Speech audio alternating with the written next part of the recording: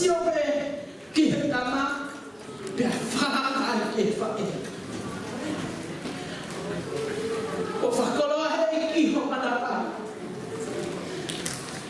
ke tala o fuga ke o tua oi kai no fu ka ngata ka family ko kai na kaya wa ki mama ni ka to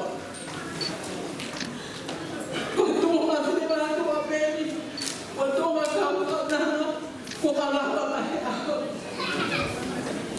ki fa ha ko ma ko malo malo lo ku malo ka ka o fa ko lo e si ho alo to fale o fa lo to lo fa veta ya ki he iki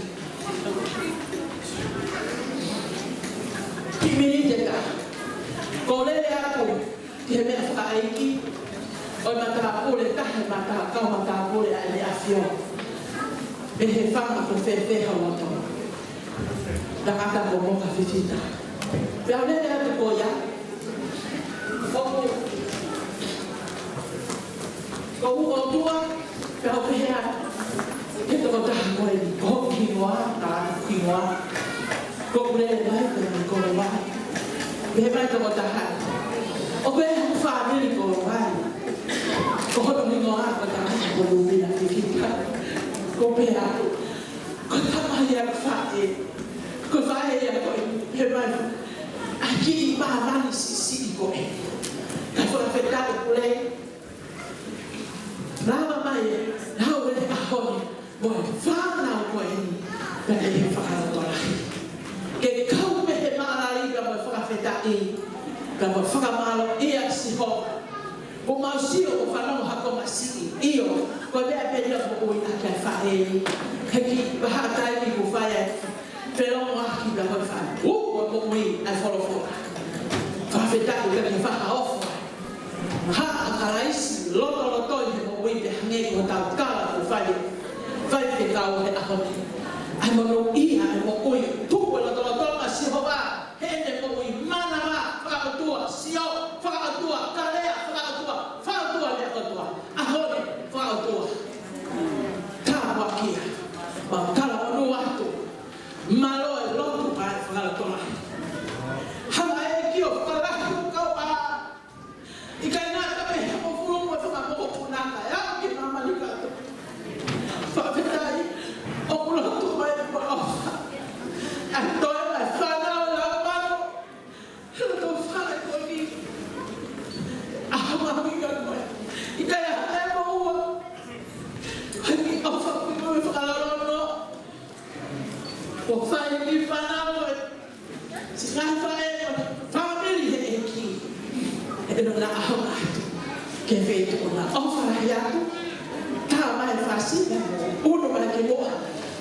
O whai hawhaka me i te kehe o tua. E lang ia mea wafa tau ki ai ai whae whitana. O whātua, ka poi whitana. Māla.